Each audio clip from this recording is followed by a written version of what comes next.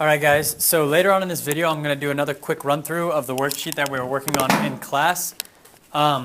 Before I do that though, I want to explain one concept, which is the new concept. I've already taught you about vertical asymptotes, horizontal asymptotes, removable discontinuities, and domain restrictions. Okay, here's the new thing that I'm going to teach you. I'm going to teach you about X-intercepts and Y intercepts. So I'm going to zoom out real quick. Hopefully you guys can still see this on the video, but I'm not certain. So what we have here is x plus 5 and x minus 3. Actually, forget this. I'm going to create a new function. Let's assume, I'm going to write it in the domain square too.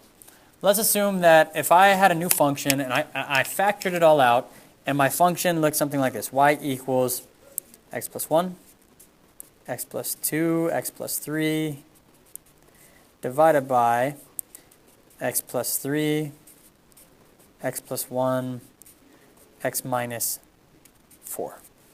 Okay, now this would actually, let's focus in on this.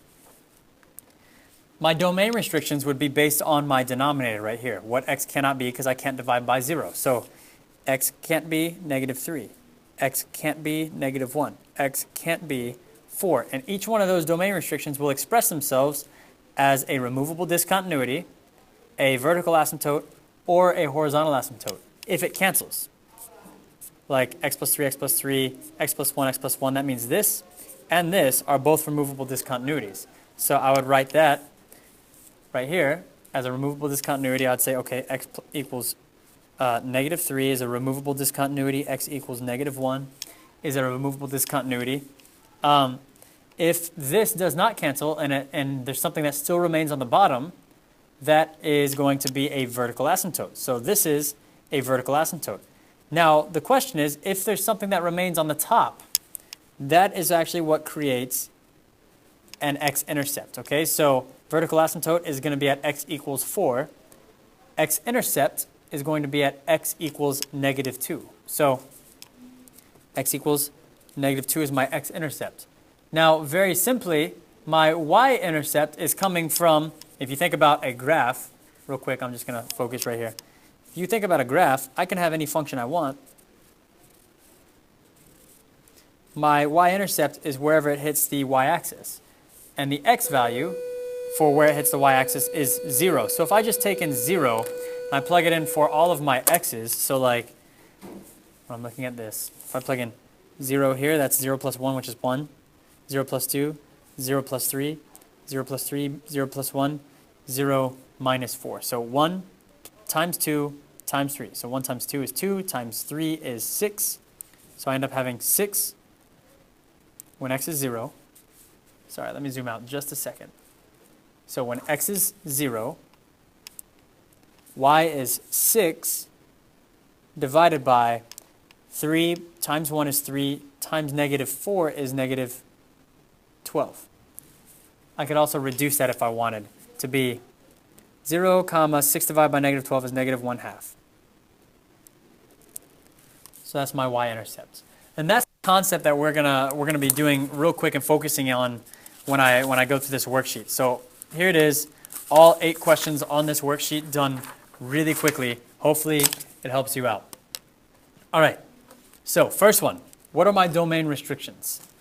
Well, x can't equal negative 3. So that's going to express itself as either a vertical asymptote or a removable discontinuity. If it cancels, it's a removable discontinuity. Because it does not, I don't have any removable discontinuities. It's still on the bottom, so it's a vertical asymptote. So x equals negative 3 is my vertical asymptote. As far as my X-intercept is concerned, well, if nothing canceled, then that x plus 5 is still on the top. And my X-intercept would come from whatever value of x would cause the numerator to be 0. So that's going to be negative 5.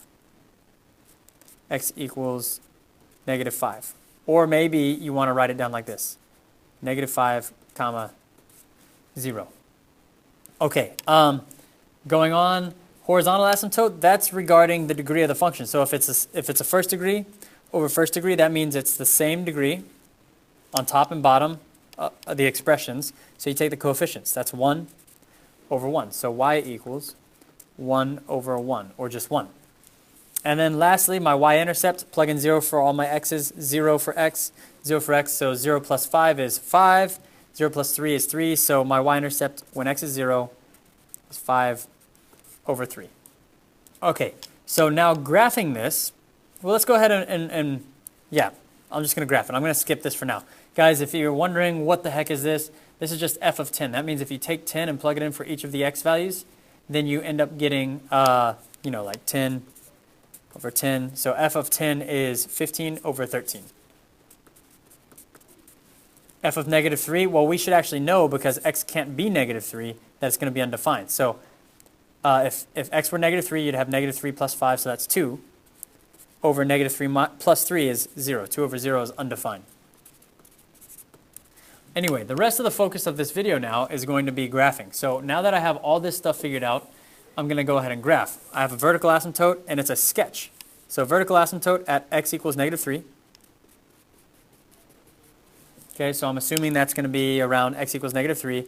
Horizontal asymptote at y equals 1 over 1, or just 1. So that's y equals 1 for a horizontal asymptote. My x-intercept is going to be at negative 5. So if that's negative 3, negative 5 is going to be maybe right around here. My y-intercept is going to be 0 and 5/3. So if that's 1, 5/3 might be like right here. So notice, I know that rational functions in general look something like this. Okay, so if this dot is above right here, then I know that I'm going to use these asymptotes as guidelines, but I need the function to cross through that dot and use the asymptotes right here as the guidelines for the curve. Right here, my function is going to cross through the dot. And again, I'm using the asymptotes as guidelines. And that should be a sketch that will suffice. That'll work. Okay, going to do another one. Zoom out. Well, this is good. All right, so factor on the bottom.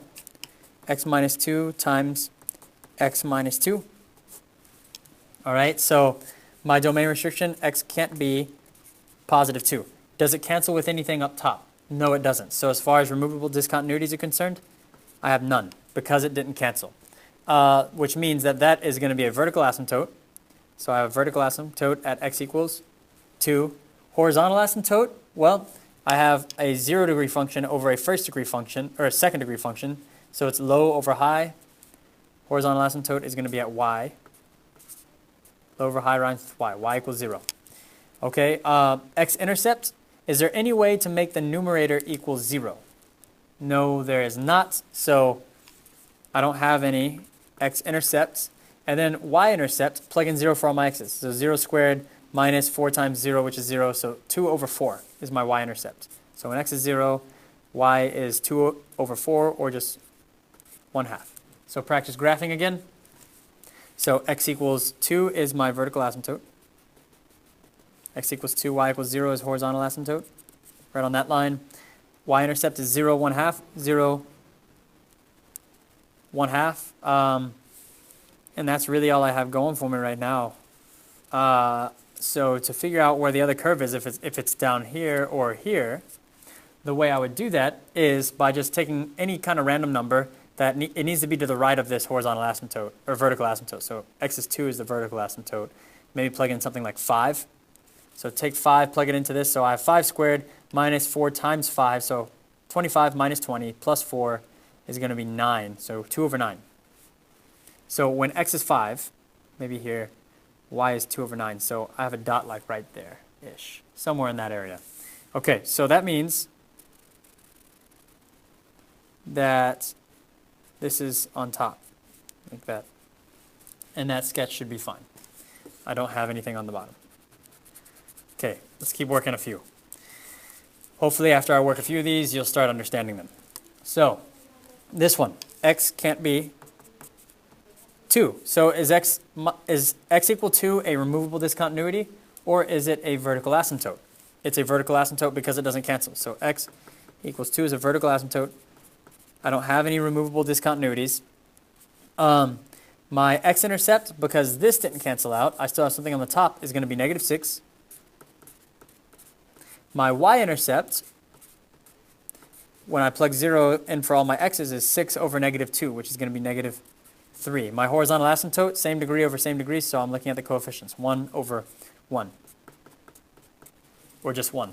So graphing, x equals 2 is a vertical asymptote, y equals 1 is my horizontal asymptote, x-intercept is negative 6, 0, y-intercept is 0, negative 3.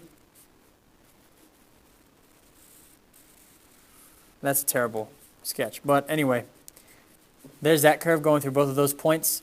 And then this side right here, again, I don't know if it's on top or if it's on bottom, so I'm going to just take a random point like 5, plug it in. So 5 plus 6 over 5 minus 2. So 11 over 3 is going to be 11 over 3. So at 5, it's at 11 over 3. So let's say 11 over 3, maybe right in here. So the point is it's above. Like that, and that'll do it. Guys, if all else fails, you could type it into your calculator and just see the curve, but I'm showing you how to do it without the calculator, as far as a sketch is concerned. Okay, this one. Factor on the bottom, x plus 3, x minus 1. Okay, because nothing cancels, I don't have any removable discontinuities. So x minus 3 and x equals positive 1 are my vertical asymptotes. My x-intercept is what remains on top that didn't cancel.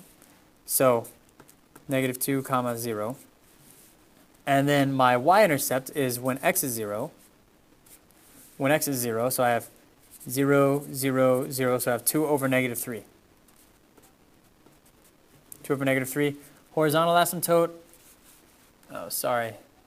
Okay, so my horizontal asymptote is going to be a lower degree function, or a lower degree expression over a higher degree. So low over high would be y equals 0. Okay, so graphing all this stuff now.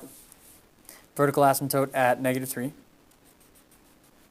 and at positive 1. Horizontal asymptote at 0.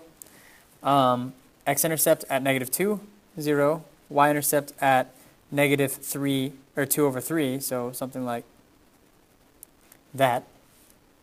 My guess, just based on experience with rational functions, is it probably is going to look something like this. But again, guys, listen, and you have to verify this. Don't just straight up guess. Okay? To verify, just take a number that's over here, something like 5 again, and plug it in. If it comes out positive, you know that the curve is going to be above. If it comes out negative, the curve is going to be below. Take a point like negative 5, plug it in over here. If it comes out positive, you know the curve is going to be above. If it comes out negative, the curve is going to be below. Okay.